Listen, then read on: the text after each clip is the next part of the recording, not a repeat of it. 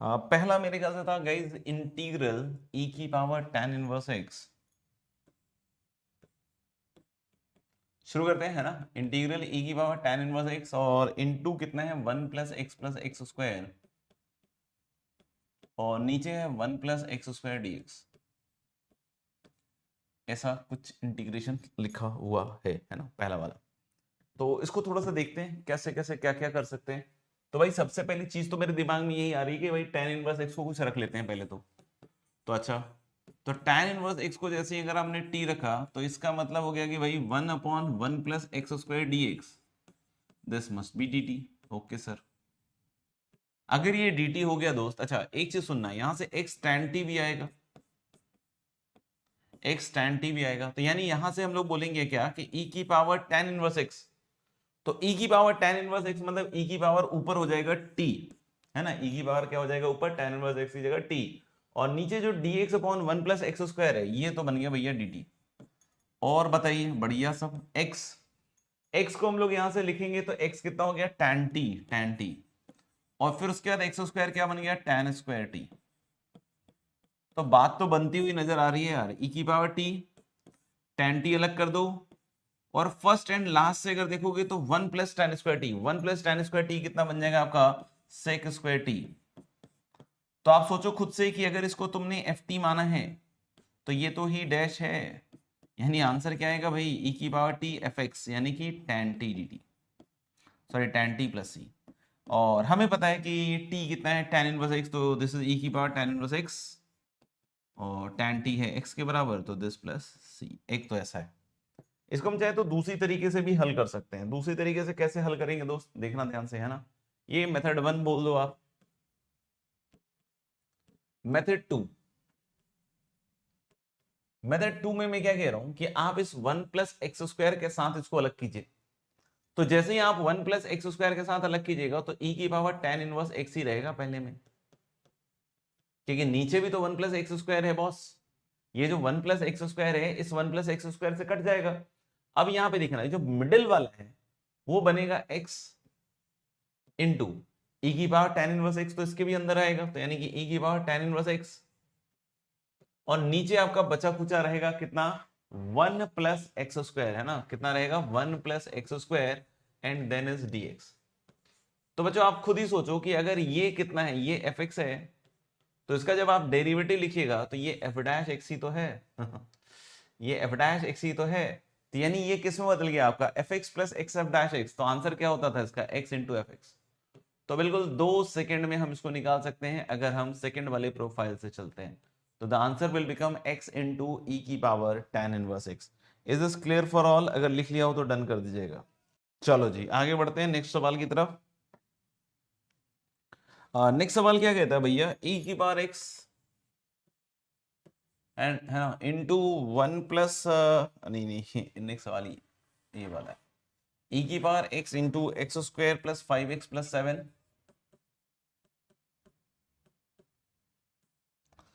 Upon x + 3 का whole square. को बोले सर इसको कैसे निपटाओगे, इसको कैसे निपटाओगे, x² + 5x + 7 x + 3 का होल स्क्वायर। तो एक तो आइडियाज में यही होगा, एक तो आइडियाज में यही होगा कि नीचे वाली शक्ल पहले अपन ऊपर बना लें।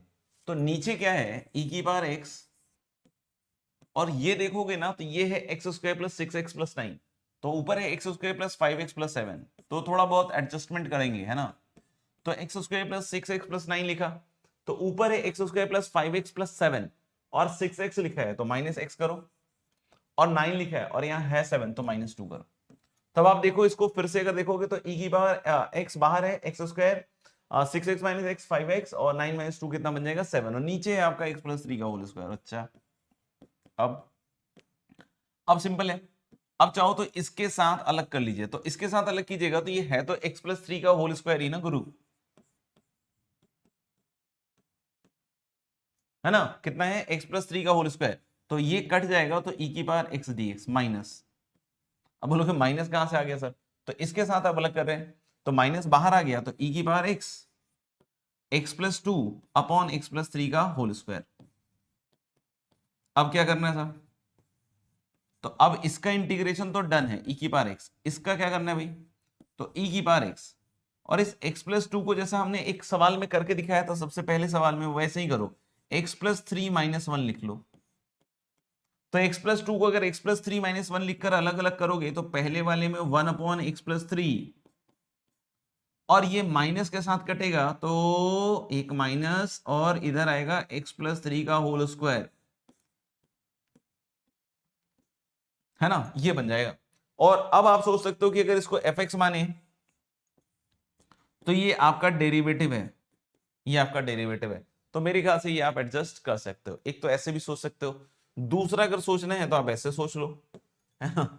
इसको थोड़ा सिंप्लीफाई ऐसे कर लो कि भाई ये जो 7 लिखा हुआ है ना, इसको ऐसे तोड़ो जिसमें एक फैक्टर नीचे वाला भी बने x प्लस थ्री का, तो x square plus five x plus six और प्लस वन। 7 को क्या लिख दिया मैंने, 6 प्लस वन, है ना। थोड़ा हो सकता हो मुश्किल हो 7 को 6 प्लस वन लिखना, बट देख लीजिएगा एक बार। तो हमने इसको लिख दिया 6 प्लस वन। अब देखिएगा e की पावर x, और ऊपर जो x square plus five x plus six है ना, इसको लिखो x plus two into x plus three plus one, और नीचे है x प्लस थ्री का होल स्क्वायर। क्या लग रहा है, हो गया? आंसर इज यस, हो गया। अलग अलग, this is now integral e की बार x, और अलग अलग करते ही एक x प्लस थ्री कटेगा तो x plus two over x plus three, और प्लस लिखोगे तो one upon x plus three का होल स्क्वायर एंड dx। अब क्या करना है भाई, तो इसको आप मान लीजिए fx, और इसको एक बार चेक करना है ना, मैं छोड़ दे रहा हूं आपके ऊपर क्योंकि मेरा चेक किया हुआ है। ये f डैश आ जाएगा, तो f डैश आ गया तो सीधा सीधा इसका आंसर आ जाएगा e की power x into x plus to one upon x plus three.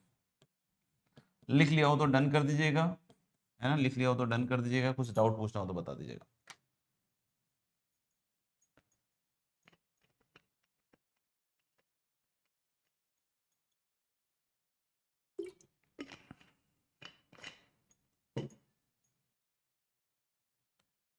चलिए फिर 7 8 के बाद फिर 9th पे आएंगे। 9th और 8th एक जैसा ही है करीब करीब, ठीक है।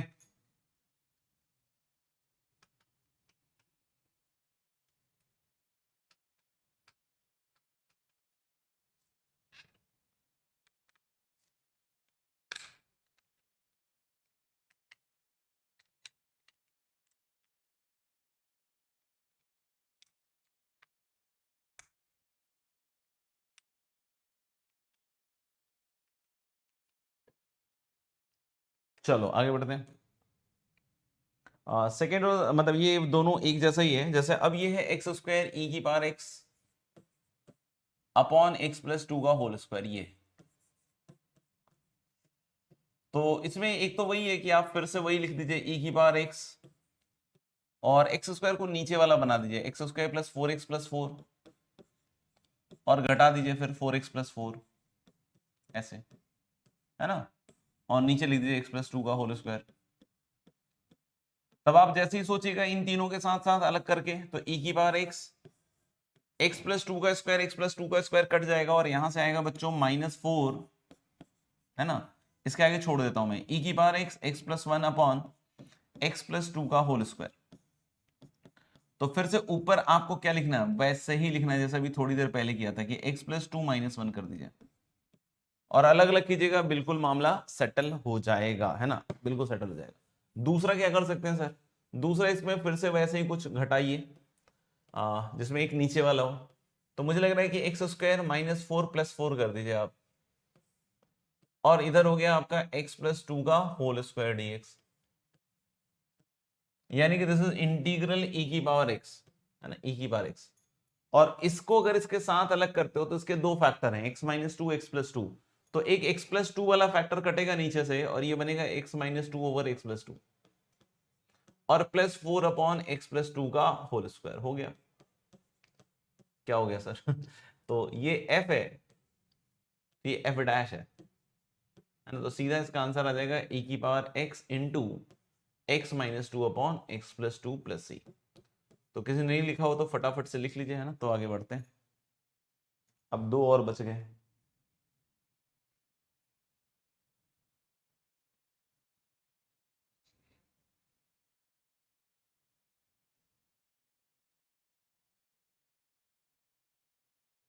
ठीक है, चलिए आगे बढ़ते हैं। नेक्स्ट वाज ई की power x into 1 + x+x³ upon 1 + x² की पावर 3/2।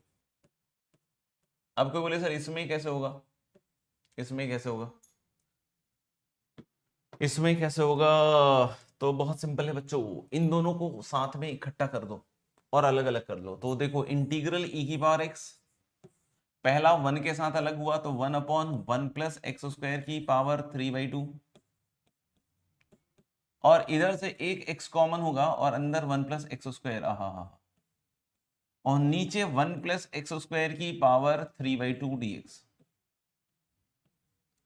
यानी कि जब आप इसको लिखिएगा ना बच्चों, तो e की पावर x और पहला टर्म तो यही बनेगा 1/1 + x² की पावर 3/2, और इसमें देखना एक वन पावर कट जाएगा तो ये बनेगा,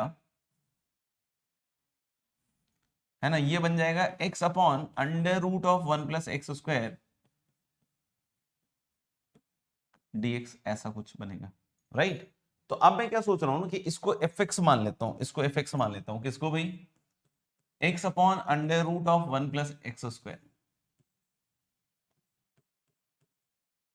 इसका f डैश निकालिए, f डैश निकालिएगा तो क्वेश्चन रूल याद है आपको, तो क्वेश्चन रूल से ये वाला नीचे वाला कितना आएगा, इसका स्क्वायर मतलब 1 + x², ऊपर denominator, derivative of numerator that is 1 minus numerator और डेरिवेटिव ऑफ डिनोमिनेटर ऑफ, तो यानी √1 + x² का डिफरेंशिएशन, तो 1/2√1 + x², और इनटू 1 + x² का डेरिवेटिव मतलब 2x।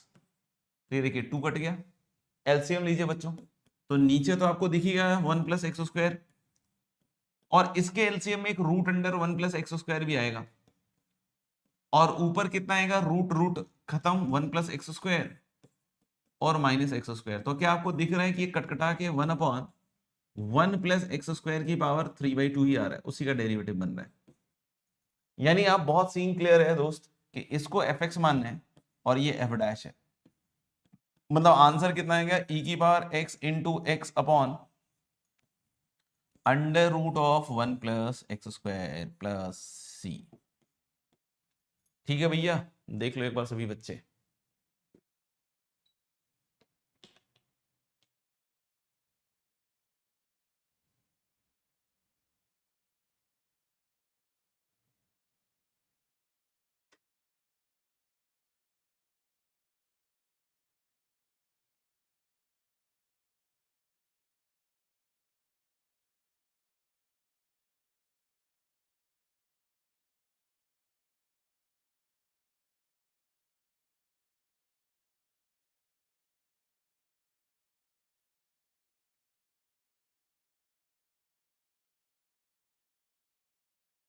डन। अब एक और सवाल है, अब एक और सवाल है, इंटीग्रल ln x और +1/ln² x dx,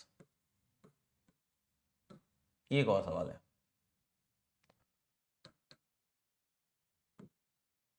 ये है ना, ये थोड़ा अलग है, ये थोड़ा अलग है, अलग छे, अलग छे। इसमें क्या है कि जैसे अगर आपने ln x को मान लीजिए कि t रख लिया, तो x आ जाएगा e की पावर t, यानी कि dx बन जाएगा आपका e की पावर t dt। अच्छा, यानी ये बन जाएगा इंटीग्रल dx की जगह e की पावर t और इधर dt, और यहां ln x की जगह ln t बन जाएगा, और +1/ln² x की जगह 1/t²। तो इसको देखकर ये चीज समझ में आ रही है कि मामला गड़बड़ है, क्योंकि ln t का डेरिवेटिव भाई 1/t² नहीं है, और ना तो 1/t² का डेरिवेटिव ln t है। तो यहाँ ft और f डैश t वाला संयोग नहीं बैठ रहा है, और कैसे भी अब इससे ज्यादा तो क्या ही सिंप्लीफाई करोगे, तो यानी कायदे से तो दिख रहा है कि कुछ ऐसा हो नहीं रहा है। तो ले बहुत बार ऐसा चीज हो सकता है ना, कि e की power t ft + f dash t ना हो, तो बोलो कि क्या हो, सुनना ध्यान से। ऐसा हो सकता है कि बहुत बार इस तरह के फॉर्मेट का इंटीग्रल होगा, इस e की power t f of t और माइनस हो f double dash t d t e की power t f t minus क्या हो f double dash t d t. अब बोलोगे सर एफ डैश टी नहीं है, नहीं है तो अपन जोड़ और घटा सकते हैं। तो हम लोग बोले कि अगर कभी ऐसा होना है F t minus f double dash t, तो ये भी बहुत कायदे से निकाला जा सकता है। कैसे भैया, एफ टी और इसका जोड़ीदार एफ डैश टी, है ना, लिख देते हैं इसका जोड़ीदार को, क्या ही दिक्कत है, माइनस, क्योंकि ये जोड़ा है तो भाई इसको कॉम्पनसेट तो करना ही पड़ेगा ना, माइनस एफ डैश टी और minus f double dash T. अब देखो क्या रंग जमाता है ये, है ना, क्या रंग जमाता है ये। तो इंटीग्रल ई की पावर टी और एक बन जाएगा F T plus F dash T. इस क्लासिक इंटीग्रेंड को अलग कर दो, अलग कर दो, अलग कर दो, माइनस ई की पावर टी और साथ ही साथ अब देखिएगा एफ डैश टी और plus F double dash T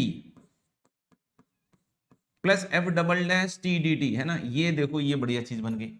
अब मैं क्या बोल रहा हूं कि ये भी तो एक आपका वही बन गया ना क्लासिक इंटीग्रेंड, तो इसका हो गया ई की power t f t minus, ध्यान से देखिएगा, इसको अगर आप सोचिए ना जी मानिएगा तो ये जी डैश ही तो है, तो मतलब ये एक और क्लासिक इंटीग्रेंड है, तो यानी इसका हो जाएगा ई की पावर टी जी, यानी कि एफ डैश टी, यानी इसका इंटीग्रेशन क्या आएगा दोस्त, ई की power t f t f t f t minus f dash t plus c. मतलब अगर कभी ऐसा आ जाए ई की power t f t minus f double dash t, तो आप सीधा इसको लिख सकते हैं ई की power t f t minus f dash t. क्या ऐसा कुछ बन रहा है? Answer is yes.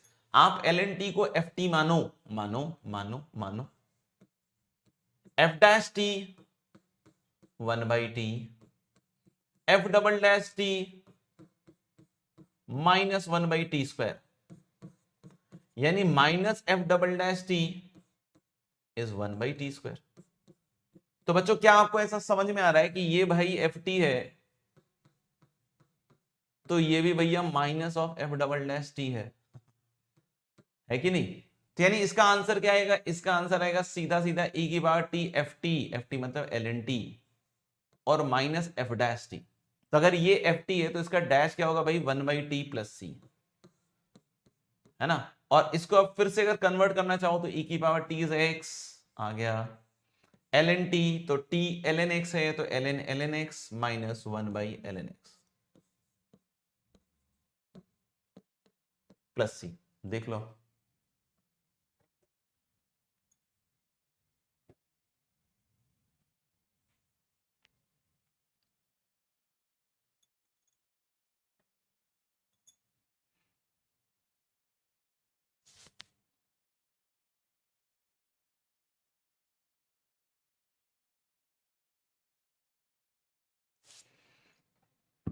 बाकी f x plus x f dash x से भी निकल जाएगा, ऐसा नहीं कि नहीं निकलेगा। जैसे अगर कोई बोले कि sir F x plus F x f dash x वाले से निकलेगा क्या, निकल जाएगा उससे भी। बट अगर उस नजर से देख लो पिछले वाले से तो ठीक है ना, ध्यान रखता है डायरेक्ट फॉर्मेट, है ना। इसमें थोड़ा जोड़ तोड़ करना पड़ेगा। अब ये सब पक्का होना चाहिए यार, किससे बनना है ना, नहीं तो फिर फंस जाता है मामला। तो हम लोग ले कि एल एन एक्स तो एफ डैश एक्स कितना आएगा, देखो एफ डैश एक्स आएगा 1/ln x और ln x का फिर आ जाएगा 1/x, मतलब x एफ डैश एक्स क्या आएगा 1/ln x। यानी गुरु आपको समझ में आना चाहिए कि ये 1/ln स्क्वायर एक्स है तो इधर तो मामला नहीं बन रहा है, तो आप इसको क्या करोगे भाई, फिर ln x, ये अगर fx है तो इसका x एफ डैश एक्स ये है, तो ये तो जोड़ दिया मैंने, है ना, ये तो जोड़ दिया मैंने, यानी कि जोड़ने के बाद ये घटाना भी तो पड़ेगा, है ना, ये घटाना भी तो पड़ेगा। तो आपको इस वाले के लिए तो अब चिंता नहीं है ना, इस वाले का तो हो गया खेल। आपको बोले सर इस वाले के लिए क्या खेल है, तो इसको आप जी एक्स मान लो माइनस 1/ln x को, एक और बन जाएगा यहाँ पे। तो जब इसका डेरिवेटिव निकालोगे ना जी डैश एक्स, तो 1/t का माइनस 1/t², तो माइनस पहले ही है तो माइनस माइनस प्लस हो जाएगा, और जिसको t माना था वो ln x है तो 1/x, यानी x into g dash x equal to 1/ln² x। देखो दोनों कॉम्बिनेशन बैठ गया, है ना, दोनों कॉम्बिनेशन बैठ गया। तो अगर हम इसको बोलते हैं f, तो दोस्त ये है x f डैश, इसको अगर हम बोलते हैं g तो ये है x g डैश, यानी सीधा सीधा हम लोग बोल सकते हैं कि इसका आंसर होगा x इंटू एफ एक्स मतलब x इंटू ln x और इसका भी होगा x इंटू जी एक्स, मतलब minus x by l n x plus c, है ना। This is how also we can use the second profile.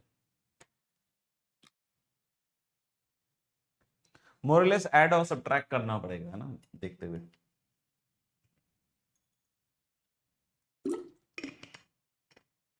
बढ़ते हैं अब जो लास्ट क्लास में जहां पे हमने ब्रेक किया था, दैट इज पार्शियल फ्रैक्शन। तो आज हम सीखने वाले हैं पार्शियल फ्रैक्शन की टेक्निक। पार्शियल फ्रैक्शन कब लगाते हैं, कैसे लगाते हैं तो बात करेंगे, लेकिन कब लगाते हैं इसके बारे में बात कर लिया था कि रैशनल फंक्शन होता है एफ एक्स अपॉन जी एक्स, पॉलिनोमियल अपॉन पॉलिनोमियल। जब नीचे वाले की डिग्री ज्यादा हो ऊपर वाले की डिग्री से तो उसको हम कहते हैं प्रॉपर फ्रैक्शन। लेकिन अगर ऊपर वाले की डिग्री ज्यादा है या बराबर है नीचे वाले से, उसको कहेंगे इम्प्रॉपर फ्रैक्शन। तो हम पार्शियल फ्रैक्शन लगाते हैं प्रॉपर फ्रैक्शन में। तो फिर इम्प्रॉपर फ्रैक्शन में क्या करना है साहब, इम्प्रॉपर फ्रैक्शन में पहले डिवाइड करके उसको प्रॉपर फ्रैक्शन बनाए, क्योंकि जैसे ही डिवाइड कीजिएगा तो जो रिमाइंडर होगा वो डिनोमिनेटर से उसकी डिग्री अपने आप ही कम हो जाएगी, है ना, क्योंकि डिवाइड कर रहे हो, है ना। तो उसके बाद अब आप उस पे पार्शियल फ्रैक्शन की टेक्निक को अप्लाई कर सकते हैं, राइट। तो पार्शियल फ्रैक्शन में हम थोड़ा टाइप करके सीखने वाले हैं ना, पार्शियल फ्रैक्शन में थोड़ा टाइप करके सीखने वाले हैं। तो सबसे पहले हम लोग देखते हैं टाइप 1, उसमें एक लाइन लिखिएगा,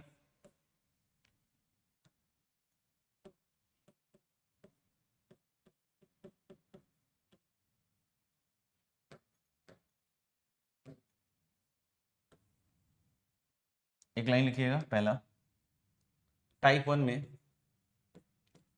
when the denominator contains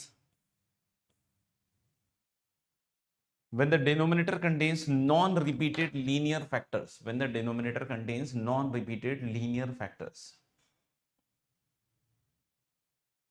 type 1 में लिखिएगा when the denominator contains non-repeated linear factors, when the denominator contains non-repeated linear factors, ठीक है। तो लेके डिनोमिनेटर में अगर, क्योंकि डिनोमिनेटर में होगा पॉलिनोमियल और लीनियर है ना, लीनियर, और नॉन रिपीटेड में तो सबका पावर एक है, जैसे मान लो x minus 1, x minus 2, x minus 3 लिखा हुआ है ना, ऐसा लिखा हुआ है x minus 1, x minus 2, x minus 3। तो अब आप देख सकते हो कि डिनोमिनेटर में क्या है, नॉन रिपीटेड लीनियर फैक्टर है ना, डिनोमिनेटर में क्या है, नॉन रिपीटेड लीनियर फैक्टर है, क्योंकि सबकी पावर क्या है 1। अब नीचे की डिग्री 3 है दोस्त, तो ऊपर क्या हो सकता है, ऊपर क्वाड्रेटिक भी हो सकता है, लीनियर भी हो सकता है, और कांस्टेंट टर्म भी हो सकता है ना, नॉन जीरो ऑफ कोर्स। तो ऊपर क्वाड्रेटिक हो सकता है, लीनियर हो सकता है, कुछ भी हो सकता है, यानी कि ज्यादा से ज्यादा 2 डिग्री का। कोई बोले सर 3 डिग्री का हुआ, 4 डिग्री का हुआ, तो भाई 3 डिग्री 4 डिग्री का हुआ तो इम्प्रॉपर फ्रैक्शन हो जाएगा, तो फिर से तुझे डिवाइड करना पड़ेगा, फिर प्रॉपर फ्रैक्शन बनाना पड़ेगा, फिर आगे बढ़ना पड़ेगा। तो हम जनरल मान लेते हैं ना कि भाई ऊपर मान लीजिए कि क्वाड्रेटिक है, x square plus B x plus c, ऐसा है,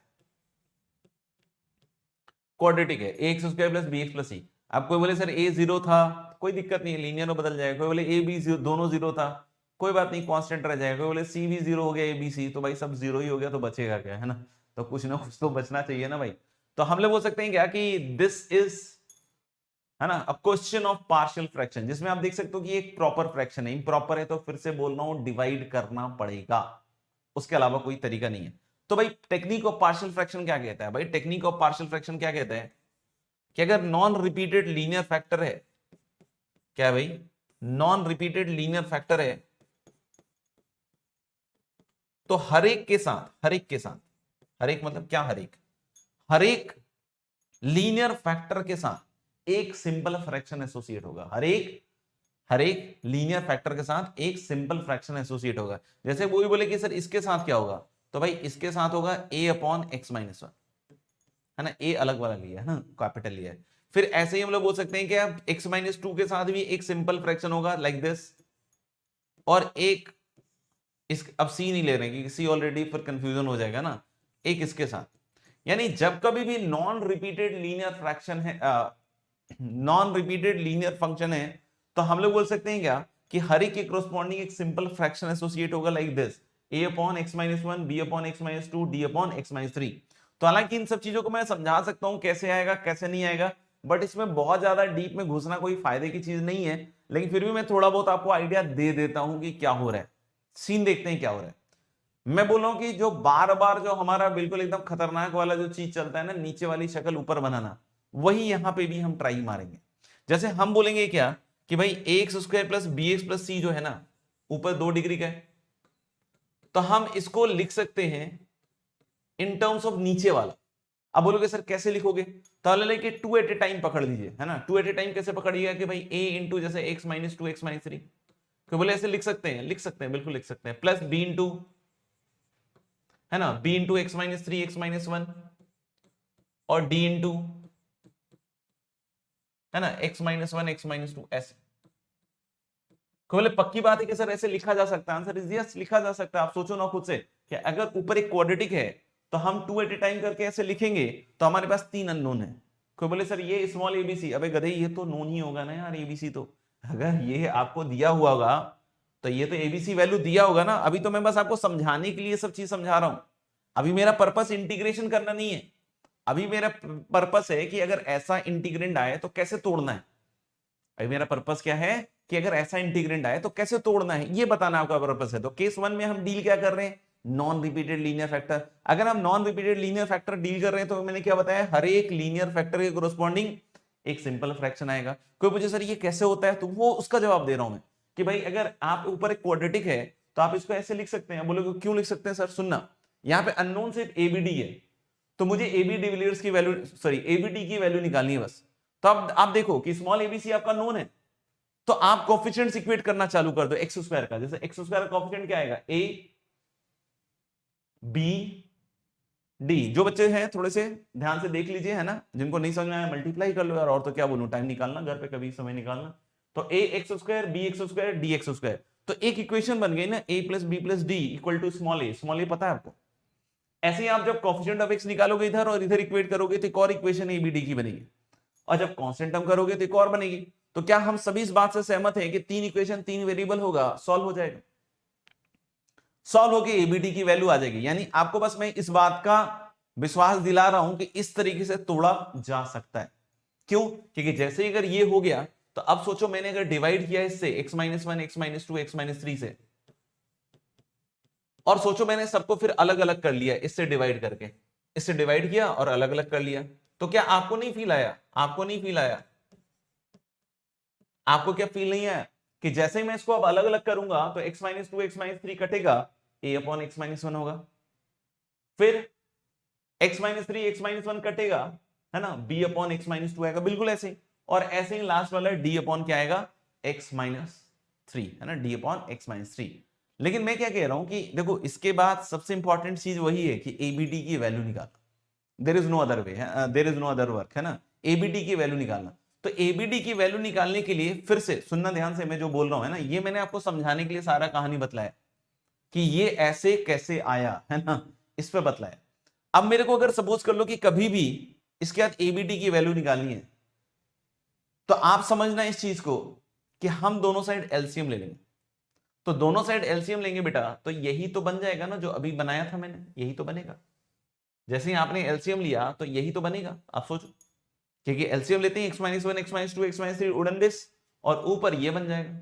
आपको बोले सर एबीडी निकालने का, तो एबीडी निकालने का सिंपल तरीका है, जैसे इसमें एक्स इक्वल टू वन रख दो, तो वन रख दोगे तो ये वाला पूरा पार्ट जीरो, है ना, आइडेंटिटी है ना, इसी को तुमने ऐसे लिखा है, अभी थोड़ी देर पहले डिस्कस कर रहे थे यार। तो एक्स को जैसे ही वन रखोगे तो ये वाली चीज पूरी जीरो हो जाएगी। अब यहां वन वन रखोगे तो ये दिख रहा है ना कि इधर नोन है, तो एक ही वैल्यू निकल जाएगी।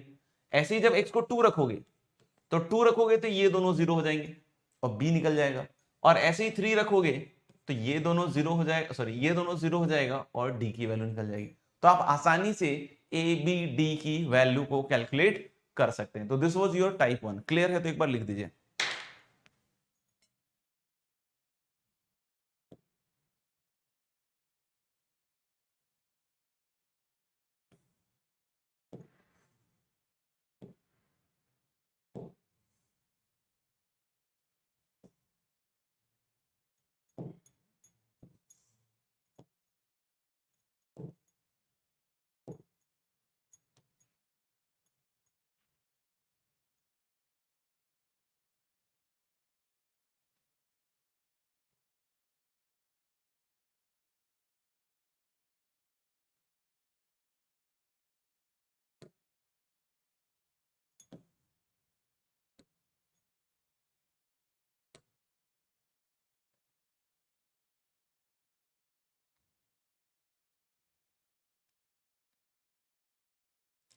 Integral 2x square plus 41x minus 91 upon x minus 1 x plus 3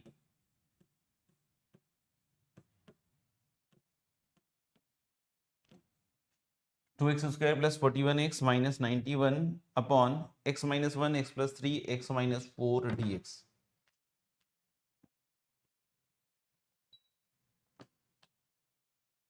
है ना, 2x square plus 41x minus 91 upon x minus 1 x plus 3 x minus 4। है ना, ऐसा नहीं कि sir 2x square plus 4 times mod x minus 9 पढ़ लिया मैंने, है ना, कि 4 टाइम्स मॉड x माइनस 9 फिर मैंने केसेस बनाने चालू कर दिए।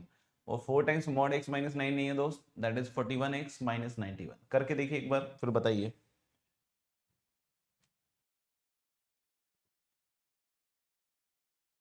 चलिए देखते हैं बच्चों, है ना। तो मेरे ख्याल से बहुत क्लियर है कि इस बार हमें कैसे आगे बढ़ना है इस पर्टिकुलर सवाल में, कि 2x square plus 41x minus 91 upon x minus 1 x plus 3 and x minus 4 and that is equal to a upon कितना है भाई, x minus 1 plus b upon x plus 3। अब d यूज करने की जरूरत नहीं है, c भी यूज कर सकते हैं क्योंकि कहीं c का इस्तेमाल नहीं है ना, तो ऐसे लिख सकते हो आप। फिर मैंने क्या बताया कि भाई इसका एलसीएम लीजिए, तो 2x square plus 41x minus 91 is equal to a times of x plus 3 x minus 5 4 sorry plus b times x minus 1 x minus 4 और plus c times x minus 1 x plus 3। ऐसा ऐसा है ना।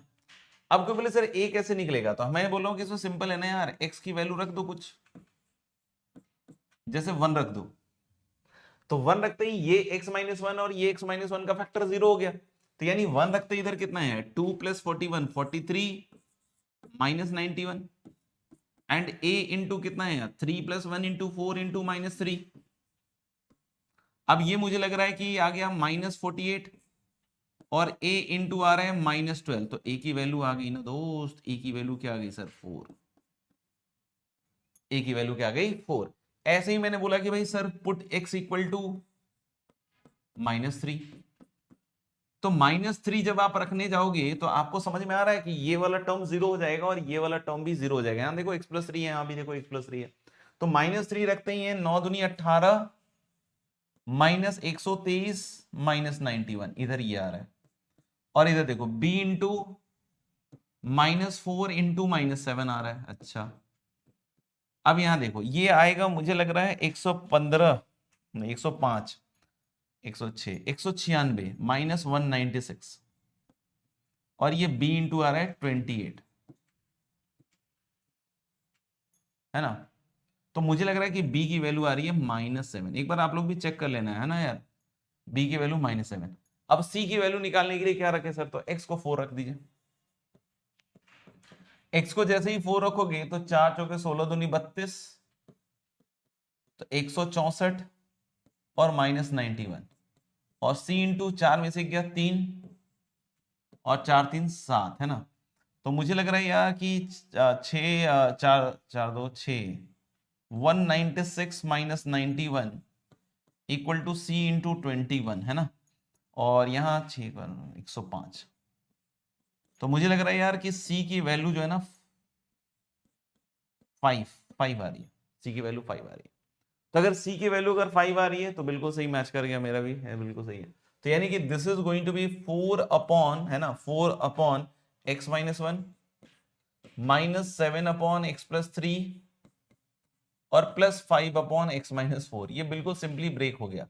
अब क्यों बोले सर अब आगे क्या करना है, तो भाई इसको जब आपने ऐसे तोड़ दिया है तो इसी का इंटीग्रेशन आंसर आएगा, यानी कि इसका आंसर क्या आएगा 4ln mod of x minus 1 -7ln mod of x plus 3 plus 5ln modulus of x minus 4 plus c।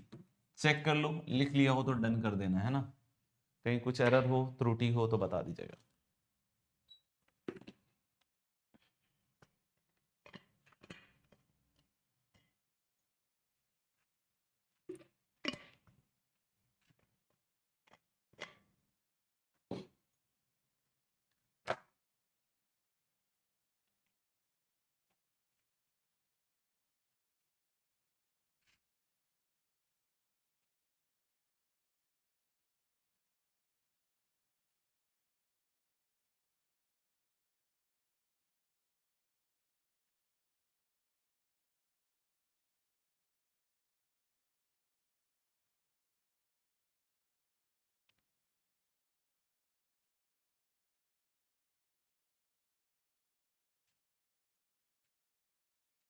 है ना, सबके डन आ रहे हैं मेरे ख्याल से। नेक्स्ट हम लोग बात करेंगे गाइस टाइप 2। टाइप 2 में लिखेगा when the denominator contains, type 2 में सभी बच्चे लिखेंगे when the denominator contains repeated linear factors, when the denominator contains repeated linear factors, when the denominator contains repeated linear factors,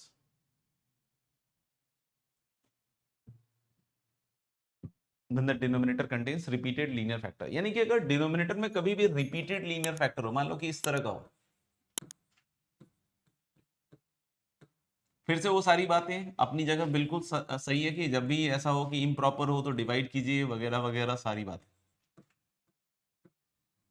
ठीक है, वो सारी बातें है ना। तो अब हम ज्यादा लॉजिक में नहीं जाते हैं, बस बात करते हैं कि जब भी इस तरह का एक्सप्रेशन आए तो कैसे तोड़ेंगे, बाकी करते वैसे ही है, नीचे वाली शक्ल को ऊपर बना के, है ना। तो उन सब में अपन को ज्यादा घुसने की जरूरत नहीं है। लेट अस सी कि इसको कैसे तोड़ना है। तो जो नॉन रिपीटेड लीनियर फैक्टर है ना दोस्त, उसका ट्रीटमेंट वैसे ही रहेगा। जो नॉन रिपीटेड लीनियर फैक्टर है उसका ट्रीटमेंट वैसे ही रहेगा, जैसे x-1 वाला फैक्टर है तो उसके ट्रीटमेंट में कोई भी चेंज नहीं है, उसको आप a/x-1 ही लिखिए। को बोलेगा सर रिपीटेड वाले के लिए क्या करना है, जो जितने टाइम रिपीटेड होगा उतना फ्रैक्शन आएगा, जितने टाइम रिपीटेड होगा उतना फ्रैक्शन आएगा। जैसे यहां 2 है पावर, है ना, 2 बार रिपीटेड है तो 2 फ्रैक्शन आएगा, एक 1 पावर वाला फ्रैक्शन आएगा, एक 2 पावर वाला फ्रैक्शन आएगा। कोई बोलता सर यहाँ 3 रहता तो मतलब 3 फ्रैक्शन आएगा, तो आंसर इज यस। अगर यहाँ x-2 का क्यूब रहता तो यहाँ 3 फ्रैक्शन आता, एक 1 पावर वाला, एक 2 पावर वाला, एक 3 पावर वाला। तो अगर यहाँ पे जैसे 2 है तो पहले इसको लिख के दिखाता हूं, है ना। इसको कैसे लिख के दिखाते हैं हम लोग, b/x-2, एक तो 1 पावर वाला और फिर c/x-2 का होल स्क्वायर, 2 पावर वाला। ऊपर कांस्टेंट ही लिखेंगे, ऊपर कांस्टेंट ही लिखेंगे। तो हम लोग यहाँ पे अच्छा सी की जगह हम डी यूज कर लेते हैं ना, ज्यादा बेहतर रहेगा। तो हम लोग बोलेंगे क्या कि a/x-1 जो नॉन रिपीटेड है उसका वैसे ट्रीटमेंट है, जो रिपीटेड है जैसे 2 बार रिपीटेड है तो 2 फ्रैक्शन आएंगे, एक सिंगल पावर का आएगा, एक 2 पावर का आएगा। अगर x2 का होल क्यूब होता तो 3 फ्रैक्शन आता, एक 1 पावर, एक 2 पावर, एक 3 पावर। सब में ऊपर कांस्टेंट ही रहेगा, सब में ऊपर क्या रहेगा, कांस्टेंट ही रहेगा। अब कोई बोले कि सर अब वैल्यूज एबीडी की कैसे निकलेंगी, तो फिर से वही है, एलसीएम लीजिए, फिर से वही है, एलसीएम लीजिए। एलसीएम लीजिएगा ना जैसे ही, तो a/x-2 का होल स्क्वायर इधर बनेगा, नीचे वाला सब कट जाएगा ना, प्लस b/x-1 x-2 और प्लस d/x-1। आप खुद ही सोच लो ना, आप खुद ही सोच लो, दिख जाएगा आपको ऐसे, है ना, ये बन जाएगा।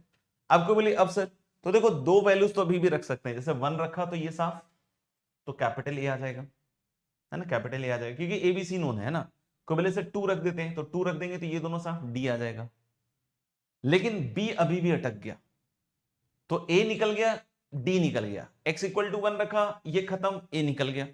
2 रखा, ये दोनों खत्म, डी निकल गया। अब कोई बोले बी कैसे निकालेंगे, तो या तो बी के लिए आप कोई एक छोटी मोटी कोई वैल्यू रख दो, जैसे 0 रख दिया, एक इक्वेशन बन जाएगी, फिर निकाल लो। या फिर आप कोएफिशिएंट इक्वेट कर लो आप, है ना। यानी थोड़ा काम हम वैल्यूज रख के कर लेंगे, वैल्यू पुटिंग से कर लेंगे, और थोड़ा काम आप कोएफिशिएंट कंपैरिजन से कर लेंगे। जैसे अगर कोई बोले x² का कोएफिशिएंट निकाल लेते हैं, जैसे यहाँ a आ जाएगा प्लस बी आ जाएगा, यहाँ डी, सॉरी यहाँ डी नहीं आएगा, यहाँ कुछ नहीं आएगा, तो यहाँ a(x²) आ जाएगा, यहाँ b(x²) आ जाएगा। उसकी वैल्यू आप स्मॉल ही करोगे, कैपिटल ए आपको पता है, बी निकल जाएगा। यानी जब कभी भी आप इस तरह के सिचुएशन में पढ़ेंगे ना, तो कुछ तो वैल्यू पुटिंग से निकाल लीजिए, और कुछ क्या कीजिएगा अब आप, है ना, कुछ क्या कीजिएगा अब आप कि आप कोएफिशिएंट कंपेयर करने की तैयारी कर लीजिए, है ना। तो मेरे ख्याल से क्लियर है, क्लियर है, डन है तो लिख दीजिएगा clear and done.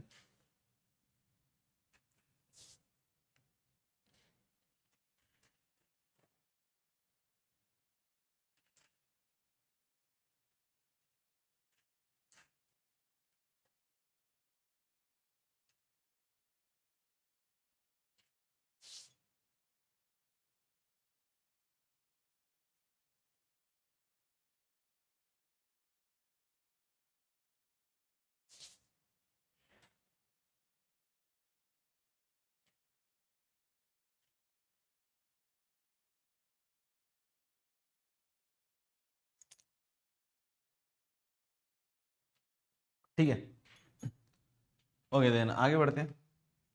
Type 3, type 3 में एक लाइन लिखिएगा, when the denominator contains non repeated quadratic factors, when the denominator contains non-repeated quadratic factors, when the denominator contains non-repeated quadratic factors.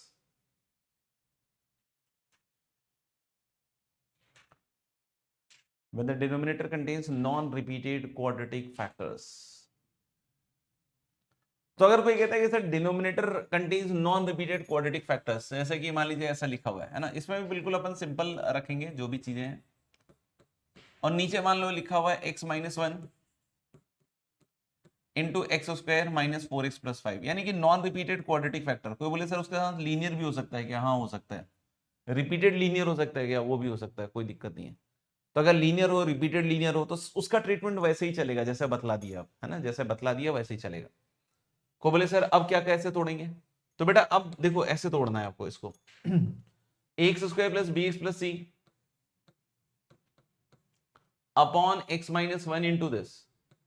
अब किसी दिन कोई बोले कि सर यहाँ x square minus 4x plus 5 नहीं था, यहाँ x square minus 5x plus 6 था। तो भाई अगर यहाँ x square minus 5x plus 6 था तो आप इसको x माइनस 2 x माइनस 3 में ब्रेक कर लेते और टाइप 1 से कर लेते, है ना। कोई बोले कि नहीं नहीं sir x square minus 5x plus 6 नहीं था, x square minus 4x plus 4 था। तो बेटा ये x माइनस 2 का होल स्क्वायर हो गया, तो इसको टाइप 2 से कर लेते। यानी हम क्वाड्रेटिक में क्या चीज सोच रहे हैं? मैं क्वाड्रेटिक में तो सोच रहा हूं जो टूट नहीं रहा हो, है ना, जो दो फैक्टर में या एक फैक्टर के स्क्वायर में नहीं टूट रहा हो, मतलब x square minus 5x plus 6 type का नहीं हो, नहीं तो फिर उसको तोड़ के या टाइप 1 से कर लो ना यार। एक्स माइनस 2 के होल स्क्वायर टाइप का नहीं हो, नहीं तो फिर उसको भी आप सेकंड टाइप से कर लो। यहाँ पे ऐसा है, ये जैसे दिख रहा है ना, ये टूट नहीं रहा है ऐसा, तो क्या करना है सर? तो इस नॉन रिपीटेड लीनियर का ट्रीटमेंट वैसा ही रहेगा, a upon x minus one. इसके लिए भी एक ही फ्रैक्शन आएगा, बट इसमें ध्यान रखेंगे कि नीचे क्वाड्रेटिक है तो ऊपर लीनियर रखिएगा। ऊपर क्या लिखिएगा? लीनियर, मतलब ऊपर क्या लिखिएगा? bx plus D.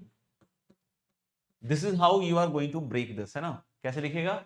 a upon x minus one और plus bx plus d upon क्या लिखिएगा? X square minus 4x plus 5। तो मेरे ख्याल से क्लियर है। तो इस पे एक हाथों हाथ सवाल करके देख लेते हैं ना, एक हाथों हाथ सवाल करके देख लेते हैं। इसको कीजिए बच्चों।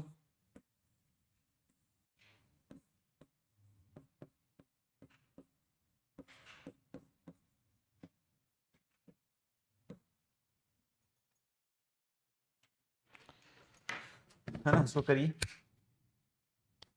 चलिए करते हैं इसको, है ना। तो हम लोगों ने अभी जैसा कि बतलाया कि अगर इस तरह का कुछ मसाला है तो कैसे तोड़ना चाहिए, है ना।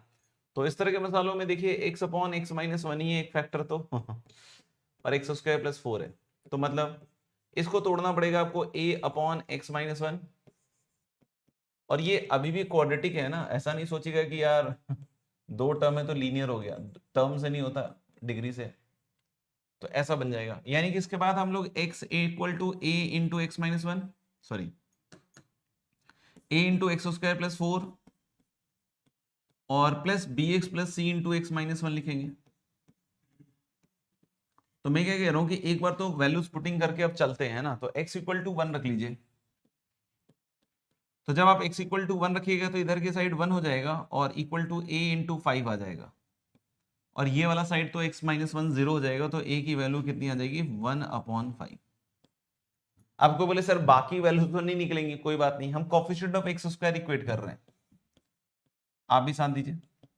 Coefficient of x square equate करेंगे तो लेफ्ट हैंड साइड में तो 0 है और राइट हैंड साइड में देखिएगा ए एक्स स्क्वायर और बी एक्स इंटू एक्स। तो हम लोग बोल रहे हैं कि a x square plus B x square मतलब ए प्लस बी, यानी बी की वैल्यू आएगी माइनस ए मतलब माइनस 1/5। ये आ गया। अब कोई बोले सर कांस्टेंट टर्म को इक्वेट कर लेते हैं, वो 0 है ना, इधर आराम से दिख रहा है। तो constant term left hand side 0 है और राइट हैंड साइड देखिएगा a इंटू 4 4a और ये c into minus one that is minus c, यानी कि c की वैल्यू 4a आएगी मतलब 4 अपॉन 5 आएगी। c की वैल्यू कितनी आएगी? 4 अपॉन 5 आएगी। मतलब हम अगर अब इस वाले को तोड़ के लिखना चाहें तो दिस इज इंटीग्रल a की वैल्यू है 1/5 upon x minus one D, है ना, और प्लस b की वैल्यू कितनी थी? माइनस 1/5 इंटू एक्स और plus 4/5 upon x square plus 4। मेरे ख्याल से क्लियर है बच्चों आप सभी को, है ना। तो ये वाला तो साफ साफ ही दिख रहा है कि 1/5 into ln mod x minus one. अगले वाले का क्या करें सर, देखना अगले वाले में -1/5 बाहर आएगा बच्चों, और x upon x square plus 4 dx बनेगा। फिर अगले वाले में sir 4/5 and integral dx upon x square plus 4। ये चीज आपको क्लियर हो रही है ना, ये चीज आपको क्लियर हो रही है। तो यानी हम लोग बोल सकते हैं कि भैया ये तो हो गया 1/5 ln mod x minus one. इसमें थोड़ा सा है ना दांव पेच है, इसको 2 से मल्टीप्लाई डिवाइड कर लो, तो इसका डेरिवेटिव ऊपर लिखा हुआ है। तो यानी सीधा सीधा -1/10 into ln x square plus 4। कोई बोले मॉड लगाओ ना सर, क्या जरूरी है यार, एक्स स्क्वायर प्लस 4 खुद ही पॉजिटिव है, क्या ही लगाए। अच्छा, इसका आएगा 4/5 और 1/a मतलब 1/2 tan इनवर्स x अपॉन 2, तो ये बन जाएगा, और प्लस सी। देख लीजिए कहीं कुछ एरर हो तो बतला दीजिएगा, और नहीं तो बाकी डन लिख दीजिएगा गाइस।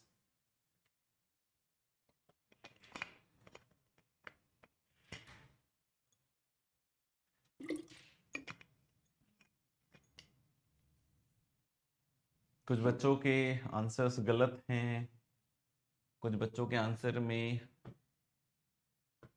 कॉन्स्टेंट्स के भारी उलट फेर हैं, मेरे को ऐसा लगता है। सही तो मेरे ख्याल से फिर किसी का नहीं है, अगर मेरा सही है तो।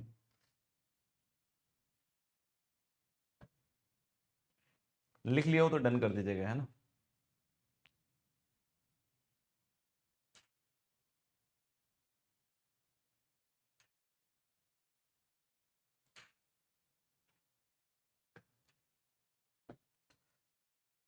ओके ओके ओके, चलिए चलते हैं, आगे बढ़ते हैं। आपको बोले से टाइप 4 नहीं है क्या, टाइप 4 नहीं है क्या, है। लेकिन टाइप 4 सिर्फ दिखाने के लिए है ना, ये ज्यादा आता वाता नहीं है, ज्यादा आता वाता नहीं है मतलब नहीं आता है, क्योंकि अगर ये आ जाएगा तो बहुत कैलकुलेशन है ना। मरने जैसी स्थिति हो जाएगी। अच्छा लिखिएगा, बता तो देता ही हूँ है ना, आइडियली आपको पता होना चाहिए, क्योंकि अगर कोई थ्योरेटिकल सवाल आ गया तो उसको हैंडल कर लो आप। तो लिखिएगा when the denominator contains repeated quadratic factors, when the denominator contains repeated quadratic factors, when the denominator contains repeated quadratic factors, है ना।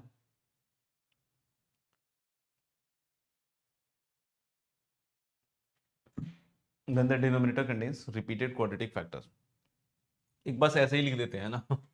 जैसे हम लोग बोले कि मान लीजिए कुछ ऐसा है x minus one into x square -4x + 5 का होल स्क्वायर, ऐसा कुछ है ना बॉस। और ऊपर देखो, अब मैं पूरी डिग्री नहीं लिख सकता क्योंकि ये 4 डिग्री का ये है, एक 5 डिग्री का है, तो 4 डिग्री लिखते लिखते हालत खराब हो जाएगी, तो मैं px लिख देता हूँ, जिसकी डिग्री हम लोग क्या बोल देते हैं, लेस देन इक्वल टू क्या है 4, है ना। डिग्री क्या है, लेस देन इक्वल टू 4। तो आप समझ गए होंगे कि ऊपर ये 4 या 4 से कम क्यों रख रहे हैं, क्योंकि अगर 4 से ज्यादा है, 5 है, 6 है, तो पहले डिवाइड करना पड़ेगा, तो इसको मल्टीप्लाई करके कौन ही डिवाइड करेगा। तो इस तरह के सवाल ऐसे आएंगे नहीं, बट थ्योरेटिकली अगर कुछ इस तरह का आता है तो आपको हैंडल करना आना चाहिए कि भाई ये ऐसे होता है, आपकी नॉलेज में होना चाहिए, है ना। तो हम लोग बोले कि इसमें क्या होगा भाई, तो इसमें जैसे नॉन रिपीटेड या बाकी जो भी चीजें हैं, रिपीटेड लीनियर फैक्टर हो या कुछ ऐसा हो, तो उसके ट्रीटमेंट बिल्कुल वैसे ही चलेंगे, है ना। उसके ट्रीटमेंट जैसे इसका a upon x minus one ही चलेगा। कोई बोलेगा सर अब इसका, तो अगर इसकी पावर 2 है ना भाई, तो 2 फ्रैक्शन आएंगे इसके, एक 1 पावर का, एक 2 पावर का, और दोनों के ऊपर क्या रहेगा, लीनियर। दोनों के ऊपर क्या रहेगा, लीनियर। मतलब अगर यहां पे bx प्लस डी है, तो इधर क्या होगा, ex प्लस f, है ना। This is how it is going to be, है ना, डिकम्पोज्ड। इस तरीके से इसको तोड़ने वाले हैं। तो बोले सर पावर 3 हो जाए तो माशाअल्लाह बहुत मजा आ जाएगा, है ना, gx प्लस h और नीचे क्यूब आ जाएगा, है ना। तो आप समझ रहे होगे कि मेरे ख्याल से इसमें जो कांस्टेंट निकालने का बात आएगी, और आप कोफिशिएंट्स कंपेयर करते करते एकदम साफ हो जाओगे, है ना। तो यानी कि इस तरह के सवाल नहीं आएंगे। अगर कुछ ऐसा थ्योरेटिकल चीज आता है तो आप इस तरीके से उसको हैंडल कर सकते हो, है ना। लेकिन फिर भी कहीं लग रहा हो कि यार सर इस तरह का कोई स्क्वायर आ रहा है, सपोज कर लीजिए, तो ये तो नहीं ही हो रहा होगा, है ना। ज्यादा ज्यादा जो हो रहा होगा वो मैं आपको चमका देता हूं यहाँ पे, है ना। अगर आप उस समय मेरी बात को याद रख पाएंगे तो आपको अच्छा लगेगा कि हाँ यार सर ने बड़ी अच्छी बात बताई थी जिससे काम हो गया। अंदर वाले को परफेक्ट स्क्वायर बना लीजिए, अंदर वाले को परफेक्ट स्क्वायर ऐसे बना लीजिए, और फिर चुपचाप से, ये ज्यादा पावर लिख दिया मैंने है ना, अंदर वाले को क्या बना लीजिए, परफेक्ट स्क्वायर। अब कोई बोले सर ये भी होगा क्या, वो भी होगा क्या, वो सब मुझे नहीं पता, मैं आपको बस बतला रहा हूं कि इनकेस कभी ऐसा लग जाए कि आपको क्वाड्रेटिक का स्क्वायर आया हुआ है, क्या आया हुआ है, क्वाड्रेटिक का स्क्वायर आया हुआ है, तो मैं आपको one of the possible way to attempt the question बतला रहा हूं, है ना। कोई बोले सर इसको पार्शियल फ्रैक्शन से कैसे ब्रेक करना है, वो मैंने बतला दिया। मैं बोल रहा हूं कि ये हो ये ना हो मुझे नहीं पता है, लेकिन मैं से बतला रहा हूं कि अगर डिनोमिनेटर में क्वाड्रेटिक का स्क्वायर है तो क्या करना है, आप क्वाड्रेटिक के स्क्वायर को परफेक्ट स्क्वायर के हिसाब से बना सकते हो, और फिर उसके बाद आप इसमें x-2 को tan थीटा रख देना, तो ये अपने आप sec स्क्वायर थीटा का होल स्क्वायर sec की पावर 4 थीटा और बाकी सारी चीजें ना कहीं अपने आप सेटल हो रही होंगी, है ना। तो ट्राई कीजिएगा, ऐसा मैं आपको ऐसा समझाने की कोशिश कर रहा हूं, है ना। बाकी तो उस समय याद रहे नहीं रहे, ठीक है। तो इज दिस क्लियर, तो आगे बढ़ेंगे दोस्त।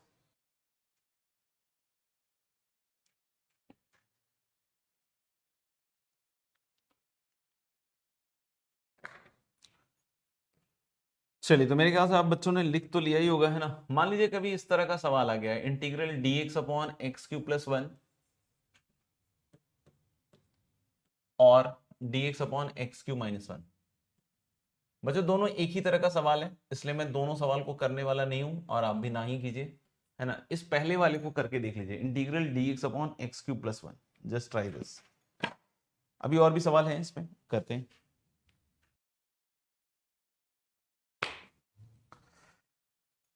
चलो भैया करके देखें थोड़ा, ओके। तो बच्चों एक तो तरीका इसमें हम लोग ऐसे सोच सकते हैं कि dx अपॉन x³ + 1 है ना, dx अपॉन x³ + 1, तो हम इसको ऐसे तोड़ देना, x + 1 इंटू x² - x + 1, ऐसे तोड़ दें। अच्छा सर, फिर आप पार्शियल फ्रैक्शन लगा लीजिए, यानी कि हम इसको ऐसे तोड़ के लिखेंगे 1 upon x + 1 into x² - x + 1 equal to a upon x + 1 और plus bx + c upon x² - x + 1, ऐसे लिख दीजिए। अब सर, अब भैया मल्टीप्लाई कर लीजिए, एलसीएम लेके, और क्या है, तो a इंटू x² - x + 1 और फिर क्या आएगा bx + c इंटू x + 1, ऐसा कुछ, ये, है ना। अब क्या करेंगे सर, x इक्वल टू -1 रख दीजिए, तो -1 रखते हुए इधर a आ जाएगा इंटू 3 और इक्वल टू 1, तो a की वैल्यू 1/3 आ गई। ऐसे ही क्या कीजिएगा, b और c की वैल्यू निकाल सकते हैं, कैसे, कोफिशिएंट ऑफ x² इक्वेट कर लीजिए, तो इधर 0 और इधर a + b, यानी b की वैल्यू आ गई -1/3, जस्ट लाइक द अभी जो सवाल किया था हमने।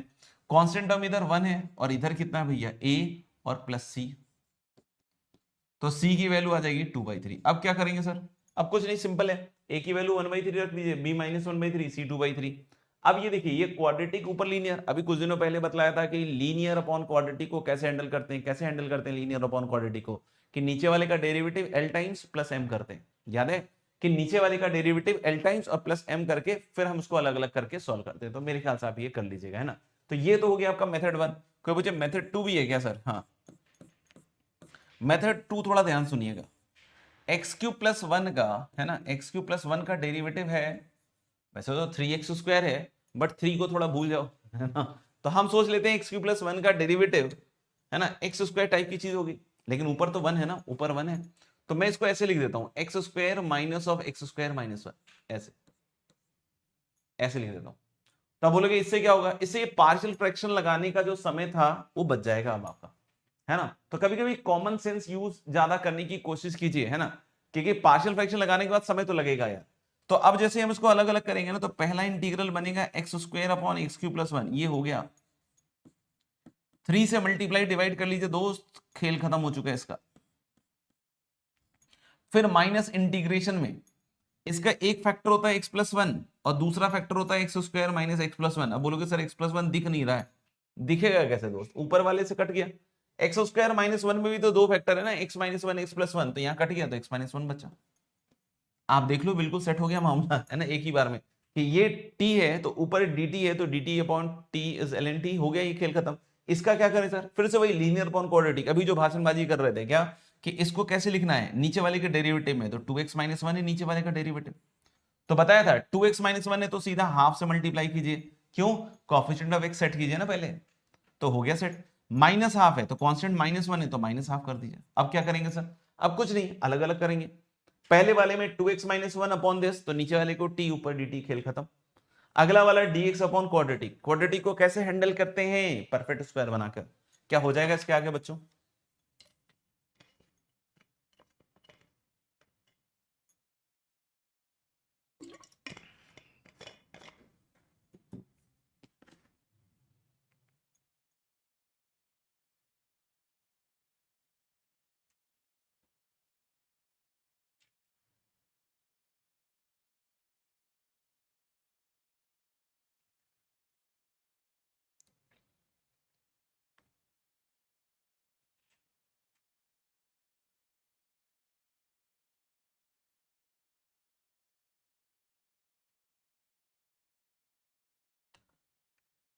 चलिए भाई, मेरे ख्याल से सारे बच्चों ने लिख लिया होगा। इसके बाद मैं कुछ सवाल लिख रहा हूं आप लोगों के लिए, है ना, इसको एज अ होमवर्क आप करिएगा, है ना।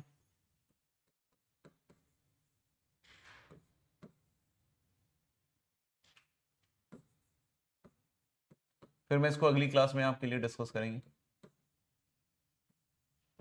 X cube minus two x square plus four upon x square into x minus to का होल स्क्वायर डीएक्स।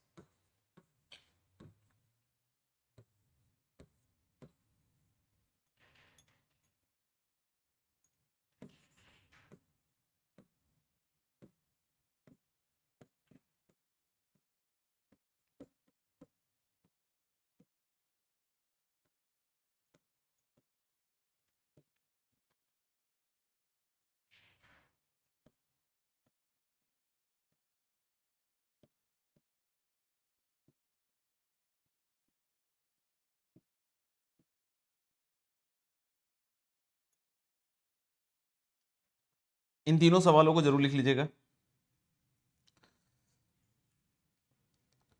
जिसको हम लोग अगली क्लास में डिस्कस करेंगे।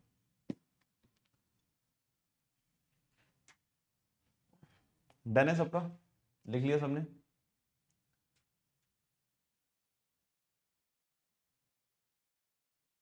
लिख लिया तो बच्चों थोड़ा सा अब आगे बढ़ेंगे, थोड़ा सा अब आगे बढ़ेंगे, है ना, थोड़ा सा अब आगे बढ़ेंगे। और आपको पता है कि हमारे जो जो मोस्ट इंपॉर्टेंट तीन टेक्निक्स थे वो हमने देख लिए, सब्स्टिट्यूशन, बाय पार्ट्स और पार्शियल फ्रैक्शन। अब हम मिसलेनियस में आ रहे हैं। मिसलेनियस में वही चीज हम कर रहे हैं जिस जो कि मैंने कुछ कुछ प्रॉब्लम्स में आपको करके दिखाया कि भाई कुटर पुटर यानी मैनिपुलेटिंग इंटीग्रेंट्स, है ना। तो मिसलेनियस में पहली चीज हम यही ले रहे हैं, क्या, मैनिपुलेटिंग इंटीग्रेंट।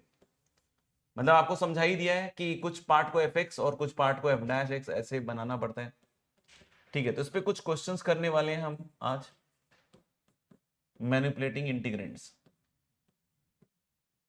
ठीक है भाई।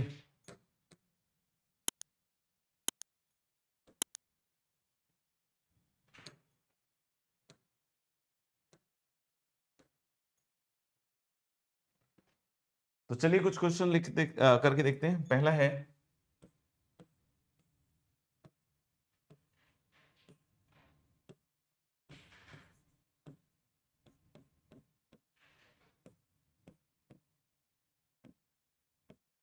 ना, इनको करिए।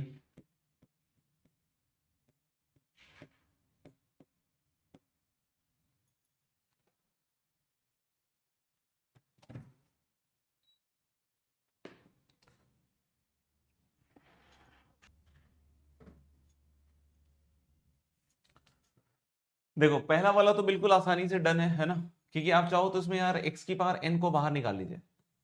तो जब आप x की पावर n बाहर निकालिएगा ना, तो ये पहले से एक पावर है तो x की पावर n प्लस वन बन जाएगा, और बचा हुआ मसाला कुछ ऐसा दिखेगा आपको, ऐसा। तो अब आप इसमें क्या कर सकते हैं कि one plus one by x की पावर n को t मान लिया, जैसे कि मैंने, तो यानी इसका डेरिवेटिव आएगा माइनस एन अपॉन एक्स की power n plus one D x equal to D T. तो यानी हम लोग बोल सकते हैं ना बच्चों की ये dx अपॉन जो x की पावर n प्लस वन है, ये तो हो गया ना सेटल, कितना हो जाएगा, minus one by N D T हो जाएगा। और अपॉन टी है ना, अपॉन टी है। तो यानी ये सीधा सीधा कितना हो गया, -1/n ln t, और t कितना हो जाएगा तुम्हारा 1+1/x⁻n+c, है ना, सिंपल है। हम चाहे तो इसको ऐसे भी सोच सकते हैं, है ना, कुछ ऐसी दिक्कत नहीं है। इसको हम चाहे तो x⁻n-1 से ऊपर नीचे मल्टीप्लाई भी कर सकते हैं। बोलोगे इससे क्या होगा सर, इससे नीचे x⁻n बन जाएगा, है ना। जैसे ही आपने x⁻n-1 से मल्टीप्लाई डिवाइड किया ना, नीचे x⁻n बन जाएगा। अब आप चाहो तो फिर से x⁻n को मान लीजिए t मान लीजिए, है ना। तो यानी यहां से n into x⁻n-1 dx dt आ जाएगा। यानी इस इंटीग्रल में क्या होगा, इस इंटीग्रल में एक तो 1/t आ जाएगा, सॉरी 1/n आ जाए, 1/n आ जाएगा, है ना, इससे, है ना, x⁻n-1 dx क्या बन जाएगा, 1/n dt, और नीचे आ जाएगा t इंटू t+1। मेरे ख्याल से आप में से हर एक बच्चा इसको कर सकता है सॉल्व, है ना। ऊपर t इंटू t+1 है तो ऊपर क्या लिख देंगे, t+1 - t, अपने आप बन जाएगा। तो ये भी तरीका मेरे ख्याल से ठीक ठाक ही है, ठीक है ना, ये भी तरीका ठीक ठाक ही, ठीक है। बाकी इसको भी देख लीजिएगा, सेकंड वाले सवाल को भी हम लोग अगली क्लास में डिस्कस कर लेंगे। बाकी होमवर्क में बताइए, कुछ पूछना हो किसी बच्चे को, है ना। होमवर्क में बताइए, मेरे ख्याल से डीपीपी 3 का रिमेनिंग और डीपीपी 4 में शायद पहले 10 सवाल थे, है ना।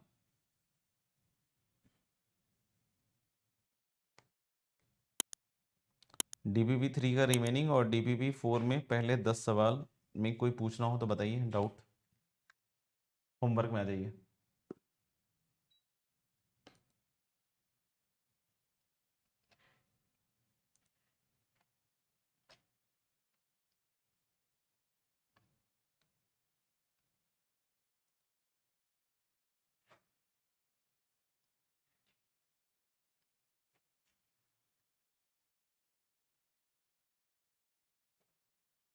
अगर इनकेस कोई डाउट नहीं होगा तो फिर अभी सेकंड नंबर क्वेश्चन करेंगे हम लोग, है ना, इनकेस अगर डाउट नहीं हुआ तो बताइए भाई। DPP number 3 11 to 54 and DPP 4 1 से 10 में कोई पूछना हो तो जल्दी बतला दीजिए, और डाउट नहीं है तो नो डाउट जल्दी से लिख दीजिए, है ना, नो डाउट जल्दी से लिखिए।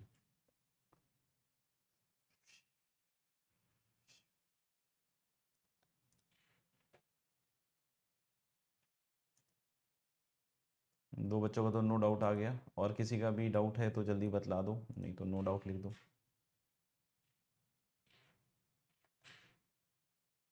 चलिए, तो आई एम अज्यूमिंग कि there is no doubt in DPP 3 and DPP 4 1 से 10, है ना, पार्ट 1 में। चलिए डीपीपी 4 में, है ना, ये अभी करते हैं अभी सवाल, है ना, क्योंकि अभी मेरे ख्याल से 5-7 मिनट होगा, या ठीक है, नहीं तो अगली बार कर लेंगे, कोई दिक्कत नहीं। होमवर्क लिख देता हूँ, होमवर्क जो है अगली बार का,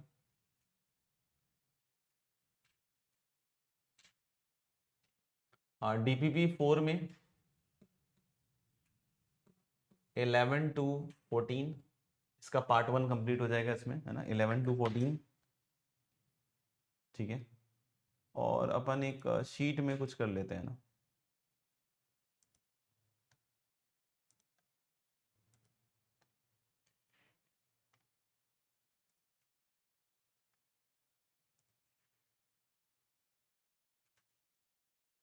मेरे ख्याल से इंडेफिनिट में ही डेफिनिट की शीट भी है, इसलिए देख लीजिएगा। एक्सरसाइज 1 शीट में 1 to 15, 15 ही सवाल है वैसे तो, और ठीक है, इतना कर लीजिएगा, बाकी अगली क्लास में देखते हैं।